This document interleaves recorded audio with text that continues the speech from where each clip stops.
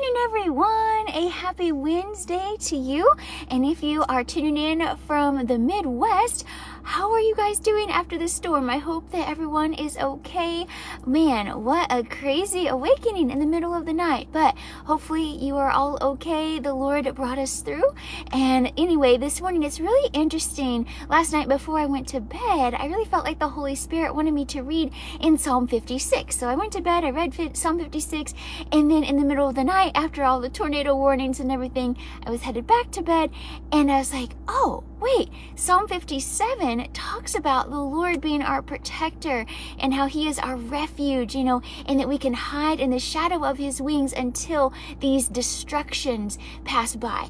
And so it was just so cool just to see how specific the Lord is. And so we're going to read here in Psalm 57 this morning. I hope it's a wonderful blessing and encouragement to you. And if we have time, we might also hop on over to Romans chapter 10. But if not, you can always go and read Romans 10 later. So, hello, dear Diana. Good to see you. Hugs to you. And I know that there's some others here too. Welcome. God bless you. I trust that everyone is okay after the storms last night.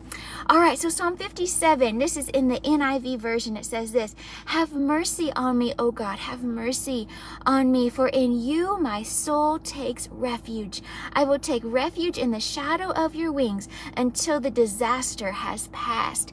And so I just think that's so timely. And it's really interesting. Throughout this psalm, there are several words that are repeated twice, and I believe there's even one that's repeated 3 times. And so one of those is mercy. The psalmist is crying out for God's mercy, and he also says that he's going to take refuge in the Lord. And so another complementary passage to this would be Psalm 91, of course, abiding in the shadow of the Most High, under the Lord's wings. And so I just love, though, in this passage here, it talks about, "For my soul takes refuge. I will take refuge in the shadow of your wings until the disaster has passed." And so, taking refuge in the Lord, knowing that he alone is our place of safety. And the Holy Spirit reminded me also how Jesus, when there was that storm on the waters when he was in the boat with the disciples, Jesus was asleep. But I think that's a picture of how Jesus was resting in the Lord. Like he knew, he told the disciples, "Hey, let's get in the boat, let's go to the other side."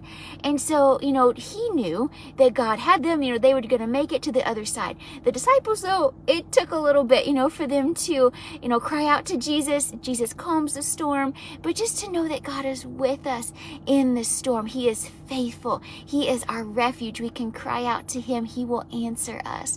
Isn't that beautiful? So then verse 2 here, Psalm 57, "I cry out to God Most High, to God who fulfills his purpose for me. He sends from heaven and saves me, rebuking those who hotly pursue me. God sends his love and faithfulness." And those words there, love and faithfulness, that's also repeated twice here in this psalm, Psalm 57. And then last night, amongst this storm, we were, praying that no one would be harmed by it. And we were just, praying for God's mercy in that situation. And, I loved how my dad prayed that it's okay if God wakes us up, if it makes us closer to him. And so I was just reflecting on this passage and just seeing how, we can run to God for refuge and that God will, fulfill his plan for our life. And so I was just reflecting on that. And I just really feel like this is what the Lord told me, that storms have a way of getting our attention. Through seemingly scary, God can sovereignly use them to bring us closer to him. He is our refuge in the storms and every day. So God isn't just for the storms. God is our refuge every day of our life. He is to be our dwelling place every moment of every day, And it says here, he is our place of peace, rest, and safety.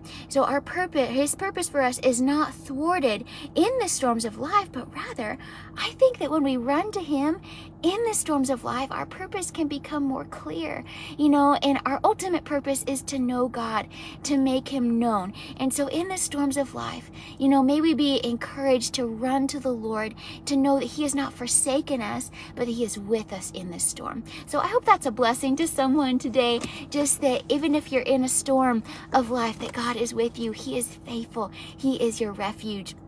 And he has a plan in the midst of it all. So then it says here, verse 4, Psalm 57, I am in the midst of lions. I lie among ravenous beasts, men whose teeth are spears and arrows, whose tongues are sharp swords. Be exalted, O God, above the heavens. Let your glory be over all the earth.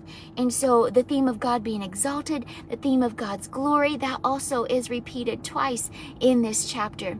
They spread a net for my feet. I was bowed down in distress. They dug a pit in my path, but they have fallen into it themselves.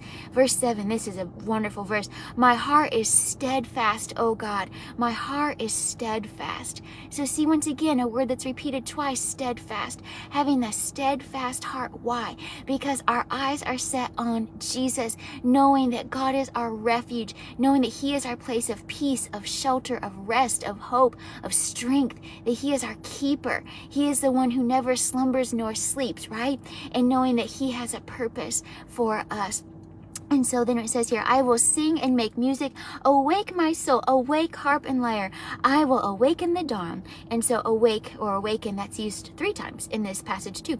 I will praise you, O Lord, among the nations. I will sing of you among the peoples. For great is your love, reaching to the heavens. Your faithfulness reaches to the skies. Be exalted, O God, above the heavens. Let your glory be all over the earth. Isn't that beautiful? I love that. And so, let's just take one more moment and turn over to Romans 10, because as we're talking about storms of life, being awake, to what the Lord is doing, making sure that our hearts are right with the Lord, and just the world seems like it's in a storm, right? And Jesus could come back at any moment. So we always want to be ready. And so Romans 10, here it says this in verse 1, brothers, my heart's desire and prayer to God for the Israelites is that they may be saved. For I can testify about them that they are zealous for God, but their zeal is not based on knowledge, since they did not know the righteousness that comes from God and sought to establish their own. They did not submit to God's righteousness. And that's the key, that we would be righteous through our faith in Jesus. Christ is the end of the law, so that there may be righteousness for everyone who believes.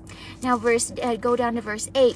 But what does it say? The word is near you. It is in your mouth and in your heart. That is the word of faith we are proclaiming, that if you confess with your mouth Jesus is Lord and believe in your heart that God raised him from the dead, you will be saved. For it is with your heart you believe and are justified, and it is with your mouth that you confess and are saved. As the scripture says, anyone who trusts in him, who trusts in Jesus Christ, the Son of God, will never be put to shame. For there is no difference between Jew and Gentile. The same Lord is Lord of all and richly blesses all who call on him. For everyone who calls on the name of the Lord, and the Lord Jesus, will be saved.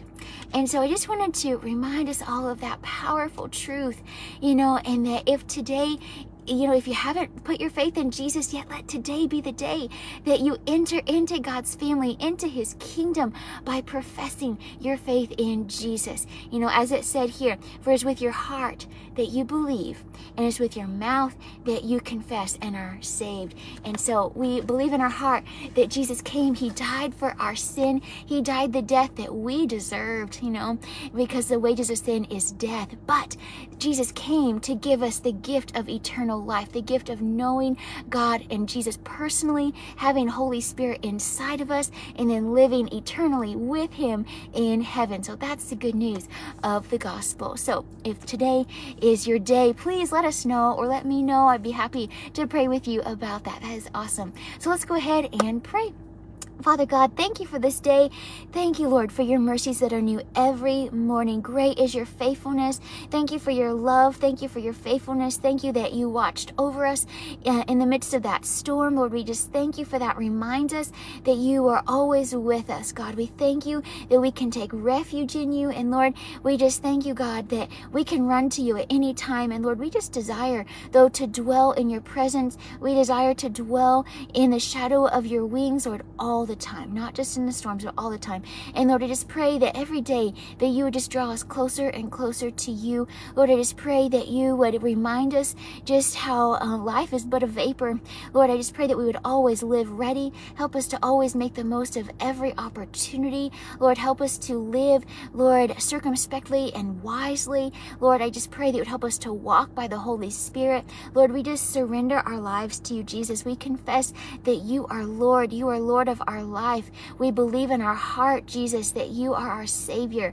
You are our Redeemer. Thank you for paying the price for our sin. Thank you for paving a way for us to have a personal relationship with you and the Father, and for giving us the gift of Holy Spirit. And so we just surrender and say, Lord Jesus, your kingdom come, God. Your will be done on earth as it is in heaven. Lord, lead us today. Guide us. Use us. Speak through us. Anoint us. Equip us to do the work that you've called us to do. Lord, we just pray for anyone who is walking through a storm personally, God. We just thank you for just giving them such grace, such strength. Lord, in our weakness, you are made strong. God, we just thank you that no weapon formed against us will prosper. Thank you, God, that nothing can separate us from the love of Christ Jesus. Lord, I just thank you, Father, for strength. I thank you for healing. We thank you, Jesus, that when you died on the cross, Lord, it says that by your wounds, by your stripes, we were healed. So, God, we thank you for healing. Thank you for your perfect provision. Thank you for your peace. Thank you, Jesus, for being our good shepherd. Thank you, God, for clothing us with your helmet of salvation, your shield of faith, your sword of the Spirit, your breastplate of righteousness, your belt of truth, your gospel of peace.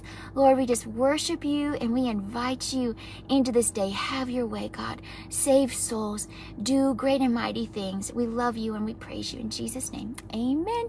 Thank you, everyone. So good to see you. Oh, hello, Heather. Good to see you. Hey, Mom and Dad, anyone else that's here, God bless you all. Keep the faith and be encouraged. Have a wonderful day, and we will see you soon. Bye-bye.